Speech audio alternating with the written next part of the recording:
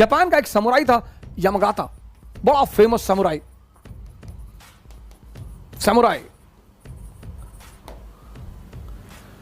तलवारबाज, पूरा जापान के समुराइयों को हरा चुका था, शंकराचार्य की उपाधि तलवारबाजी में।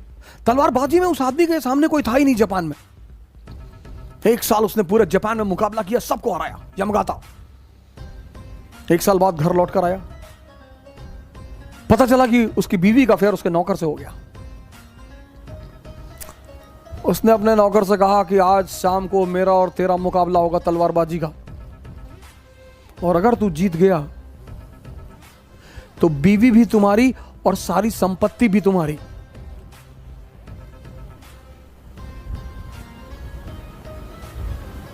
अरे उस नौकर ने कहा कि मालिक ऐसे ही मार डालिए, आप पूरे जापान के समुराई हैं, हम लड़ेंगे आपसे।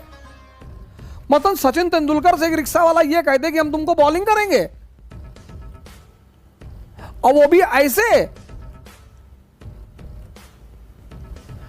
शोएब अख्तर को हॉन्ट करता था वो आदमी, शेन वॉर्न को हॉन्ट करता था वो आदमी। उसने कहा नहीं नहीं ऐसे नहीं, कल शाम को तलवारबाजी होगी, स्टेडियम में मिलना। अरे बोले मालिक, बोला कुछ नहीं, सुनना ही नहीं, कल शाम को तलवारबाजी होगी, वहां अगर तुम मुझे हरा ले गए तो सारी संपत्ति तुम्हारी, बीवी तुम्हारी। जापान बुद्धिस्टों का देश है, बुद्धिस्ट संतों का। वो नौकर निकला, कोई सामने बुद्धिस्ट संत उसको टकरा गया।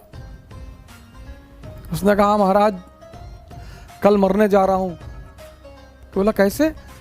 क्योंकि मौत तो किसी को पता नहीं होती, तुम्हें कैसे पता है? कहा सरकार। तो फिर उसने सारी कहानी सुनाई। कहा सरकार ऐसी ऐसी बात है, और कल तो ये मुझे मार डालेगा।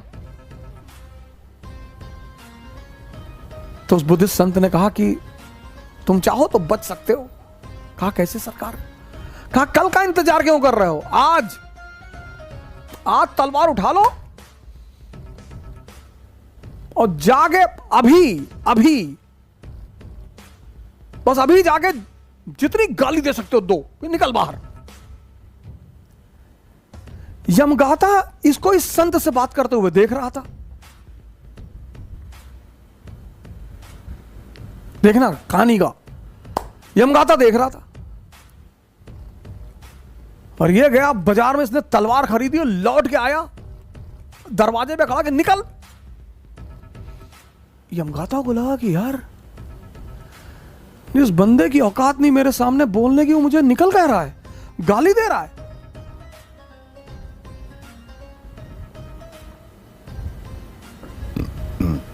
शंका बैठ गई मन में। निकला तलवार लेकर बाहर, उठाई तलवार उसने। तब तक इसने घुमा के मारा एक हाथ, यमगाता के हाथ से तलवार छूट गई।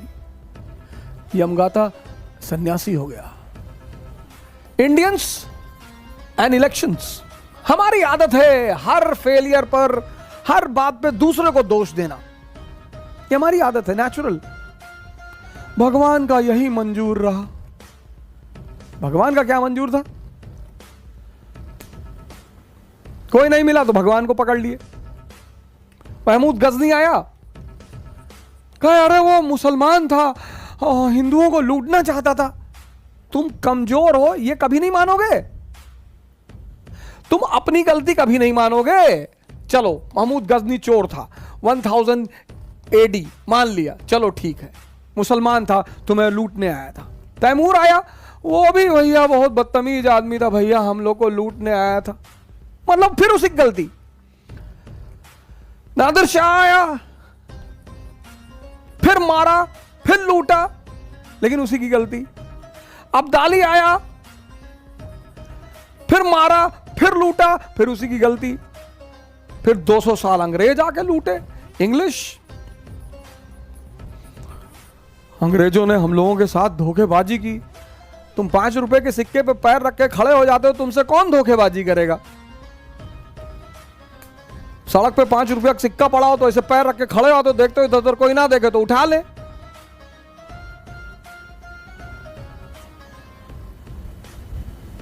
कभी अपनी भी गलती मानो यार, कभी अपनी भी रिस्पॉन्सिबिलिटी लो। सरकार तो गलत है ही है, सरकार तो बिल्कुल फेल कर गई। पर कभी अपनी भी तो गलती मानो। पिछले 30 साल से इस देश में कोई हिंदू शेर को चुन रहा था, कोई मुसलमान शेर को चुन रहा था, कोई दलित शेर को चुन रहा था, कोई ब्राह्मण शेर को चुन रहा था। वीडियो डालते थे, ये जा रहा है ब्राह्मण शेर। नेता चुनना है ना, दलित चुनोगे अंबेडकर की तरह चुन लो। नेता चुनना है ना, मुसलमान चुनोगे हजरत मोहानी की तरह चुन लो, हारून की तरह चुन। इस्लाम की सबसे बड़ी देन, इस्लाम की सबसे बड़ी देन जो इस देश के 90% मुसलमानों को नहीं पता है। राजनीति में इस्लाम की सबसे बड़ी देन, राजनीति में नहीं पता, वो है एनलाइटेंड एरिस्टोक्रेसी। ये इस्लाम की सबसे बड़ी देन है, एनलाइटेंड एरिस्टोक्रेसी। और इसमें 2 नाम इतने महान हैं, एक अल हारून और दूसरा उसका बेटा अल मामून। सर पढ़िए कभी इनके बारे में। 90% मुसलमान औरंगजेब का नाम जानते हैं, इन लोग का जानते ही नहीं। औरंगजेब बड़ा बढ़िया आदमी था, चच्चा थे तुम्हारे ना। भाई साहब वो महान आदमी था, हाँ बहुत महान था। एक बार आसमान में से उंगली डाल के छेद कर दिया था, वो बाद में नासा वालों ने भरा। ये इन्होंने एक डिपार्टमेंट बनाया सर बगदाद में, बैतुल हिकमत। पर मुसलमानों से कुछ बोल दो, नाराज हो जाते हैं। संगी है, संगी है ये। हाँ, बैतुल हिकमत सबको बुलाया सर, पूरी दुनिया के विद्वानों को। ये इस्लाम की राजनीति को सबसे बड़ी देन है।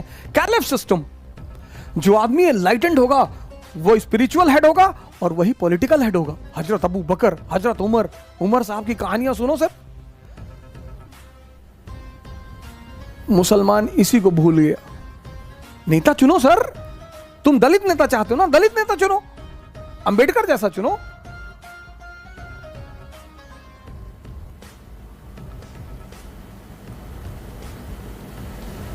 कोई हारून जैसा चुनो।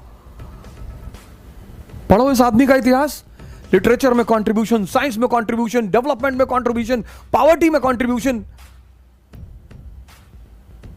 नहीं वो आरएसएस वाले जो है मुसलमानों के पीछे 2014 में आए, 2014 में आए। उससे पहले की कंडीशन देख लो, सच्चर कमेटी की रिपोर्ट। अरे नहीं, वो आप नहीं समझ पाएंगे।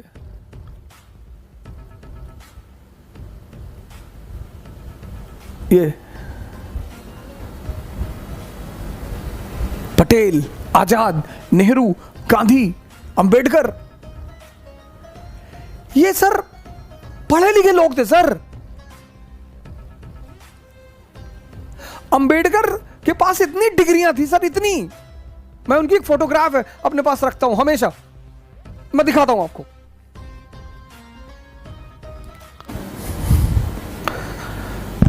सर ये देखिए सर ये फोटोग्राफ मैं अपने बेडरूम में रखा हूं और मैं इसको देखता हूं सर।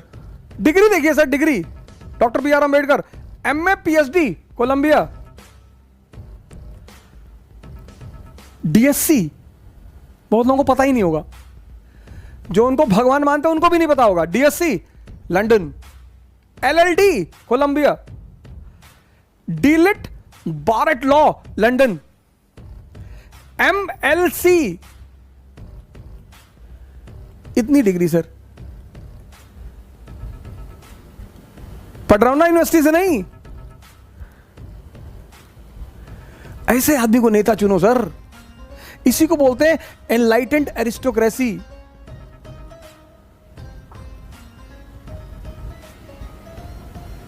पढ़ो कितने ताकतवर थे मुसलमान। पूरा स्पेन से लेके कैस्पियन सी, स्पेन से लेके चाइना सी, कैस्पियन से लेके हिंदुस्तान, सब पर कब्जा। कुछ तो बात रही होगी ना सर। भगवान राम जैसा राजा चुनो, त्याग करने को तैयार है हमेशा, खुद के लिए कुछ नहीं करना, कभी पिता के लिए करना, कभी प्रजा के लिए करना।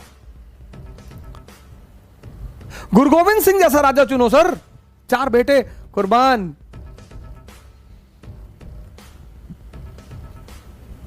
राजा चुनना है ना, चुनने की ताकत तो तुम्हारे हाथ में है। तुम दूसरे को दोष क्यों देते हो?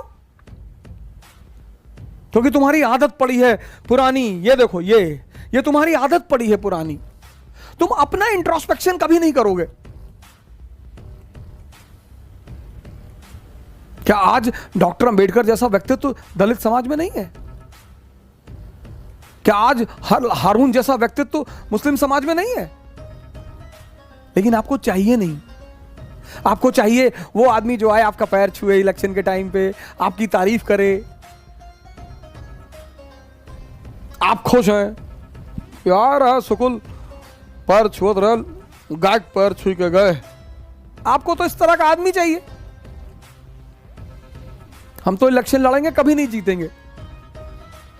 मुझे पता है, पैर ना छूने जाएंगे किसी आदमी का। तुम्हारे लिए काम करने जाए, तुम्हारा पैर भी छूने जाए। तुमको वोट देना हो दो, नहीं तो भाड़ में जाओ। जिंदा रहने के लिए राजनीति नहीं करनी है। और मैं तो अपने सारे दोस्तों से, जितने लोग मुझसे पढ़ते हैं, मैं उनसे कहता हूं आईएएस बनो, 10 साल नौकरी करो, पार्लियामेंट में आओ। अब तुम ही बचा सकते हो इस देश को। ब्यूरोक्रेसी ने आजाद कराया था और ब्यूरोक्रेसी ही इस देश को बचाएगी।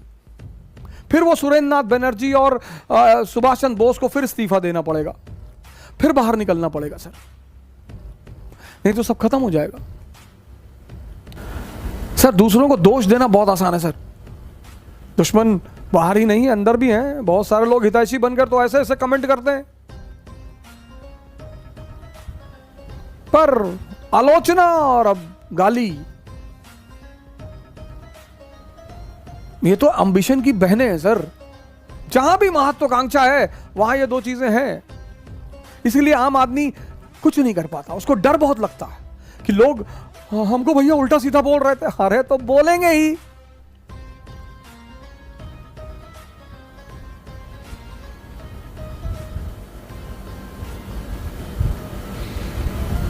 गांधी को बोलते हैं, नेहरू को बोलते हैं, नेपोलियन को बोलते हैं, किसको नहीं बोलते?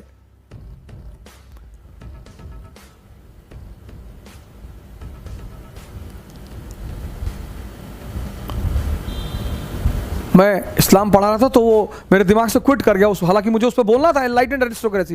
ये जिन्ना बहुत बड़ा लीडर था, जिन्ना लीडर था। ये शाहनामा फिरदौसी, इतनी गाली लिखा उसने अपनी किताब में। फिरदौसी, शाहनामा, दूसरे को तो छोड़ दो। हाँ, ये एक सक्सेसफुल राजा था। ये तो बात एकदम सही है, सफल राजा था ये। इसको लोगों को यूज करना आता था। ये सब एक सफल राजा थे, इस पे कोई दो राय नहीं है। लेकिन अगर ये मुसलमान थे तो फिर बीबी राबिया, हसन बसरी, अल मामून,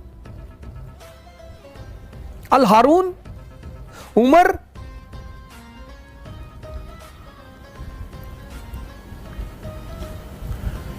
गलत चीजों को मत पकड़ो सर, गलत चीजों को मत पकड़ो। एनलाइटेंड, आप अगला जब इलेक्शन आए तो मेरी ये बात याद रखिएगा, सब भूल जाइए ये बात। ये जो मैं आपको बोला हूं, एनलाइटेंड एरिस्टोक्रेसी, ये सर, वाह जबरदस्त, ये जबरदस्त शब्द है सर, एनलाइटेंड एरिस्टोक्रेसी। आप अपना आदमी चुनिए, अपना। और कौन पार्टी, कौन सा दल, कौन सा नेता पिछले 30 साल नेहरू जी ने किया इस देश के लिए, बहुत किया। ओ महान आदमी। शास्त्री जी तो अरे बाप रे बाप, 12,000 रुपए अपनी कार का किस्त नहीं दे पाए शास्त्री जी। और नेहरू को अगर कोई व्यक्ति गाली दे रहा है तो वो ऐतिहासिक मूर्ख है, उससे बहस ही नहीं की जानी चाहिए। जो देश 1947 में कोई मान ही नहीं रहा था कि बचेगा ये देश।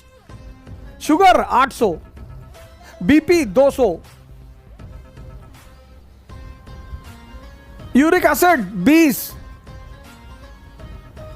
ट्राइग्लिसराइड 500, उसी पे निमोनिया, कोरोना। लोग कह रहे थे बचेगा ही नहीं आदमी, ये देश बचेगा ही नहीं। ये स्थिति थी 1947 में भारत की, और वहां से वो आदमी निकाल कर लाया।